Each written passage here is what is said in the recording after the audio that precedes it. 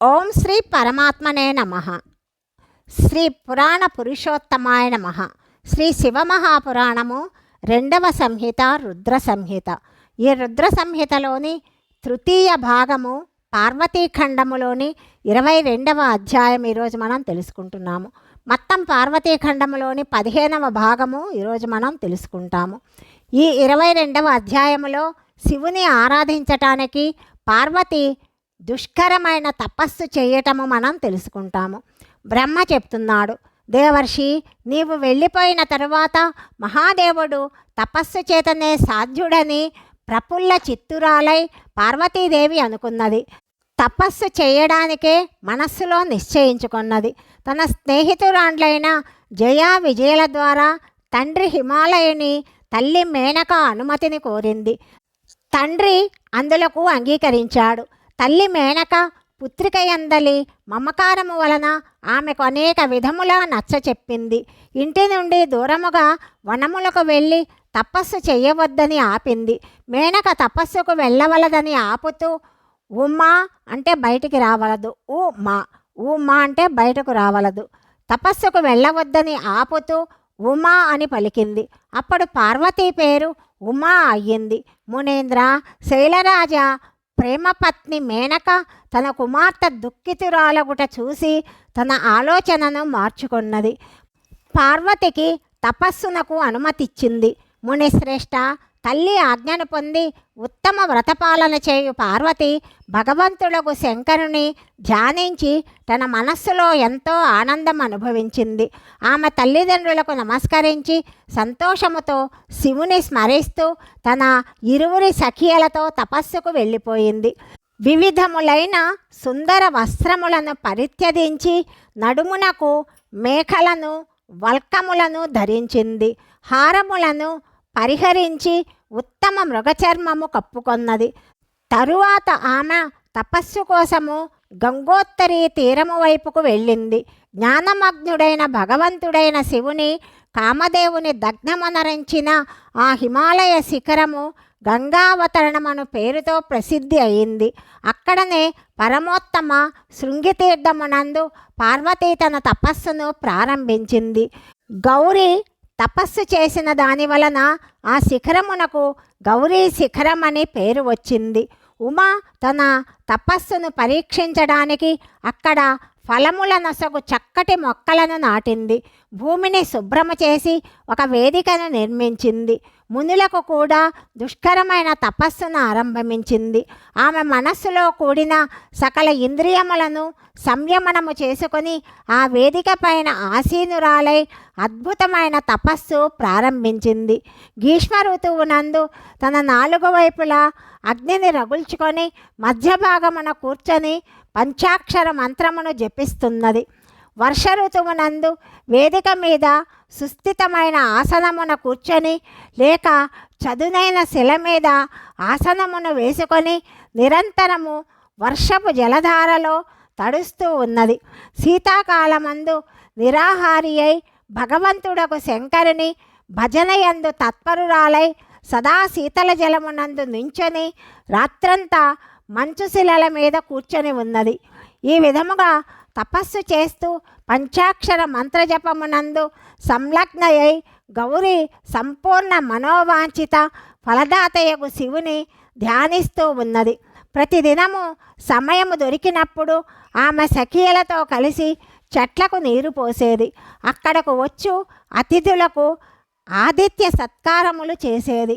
పరిశుద్ధమైన చిత్తము గల పార్వతి ప్రచండములైన తుఫానులను, ఎముకలు గొరుకు చలిని, రకరకములైన వర్షములను, సహింపరాని ఎండను కూడా అవలీలగా సహించింది.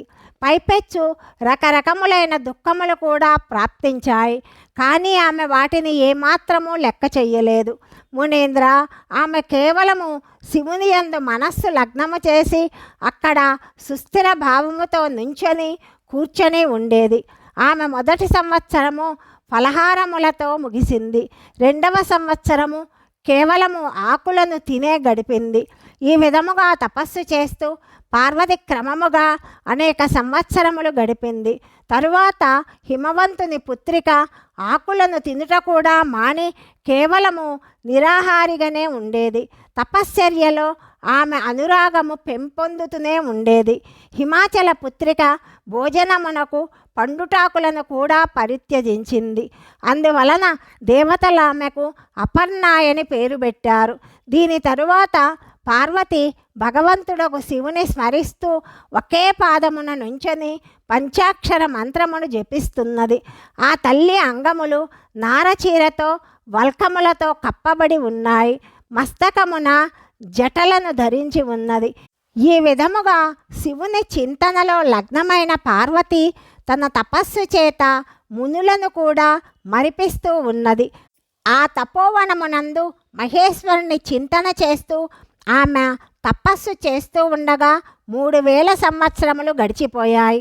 తరువాత మహాదేవుడు 60,000 సంవత్సరముల వరకు తపమాచరించిన స్థలమునందు క్షణమాగి ఉమాదేవి ఇట్లు ఆలోచించసాగింది.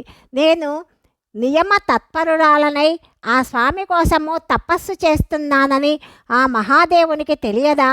సుదీర్ఘకాలము నుండి తపస్సులో లగ్నమైన ఆ స్వామి సేవికనైన నా చెంతకు ఆ ప్రభువు రాకుండుటకు కారణమేమిటి?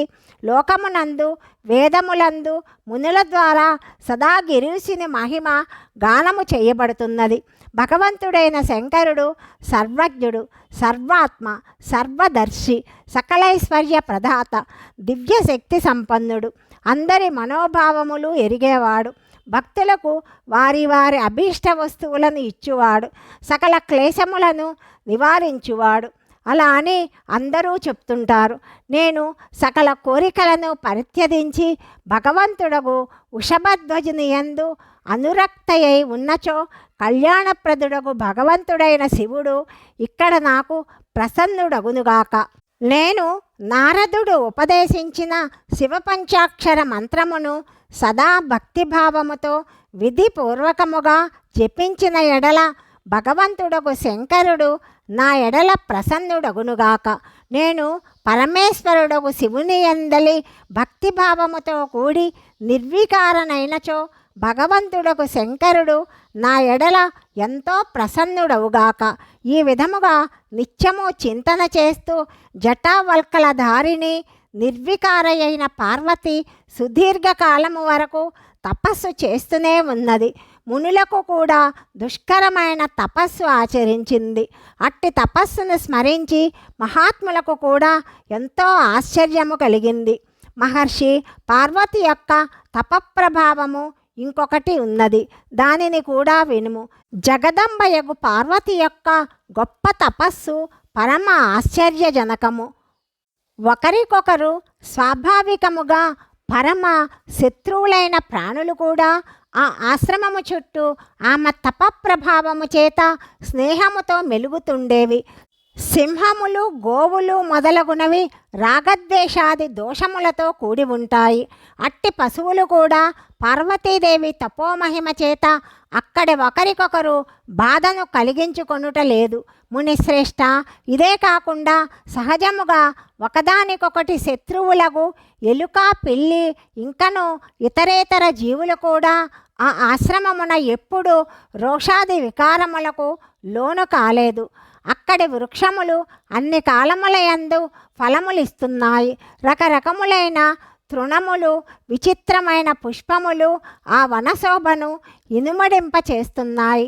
పార్వతి యొక్క తపస్సిద్ధి సాకార రూపము దాల్చింది అని బ్రహ్మదేవుడు నారదునితో చెప్పాడని శౌనకాది మునులకు సూత మహర్షి చెప్పాడు.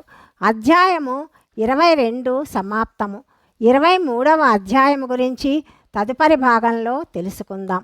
సర్వం శ్రీ పరమేశ్వరార్పణమస్తు.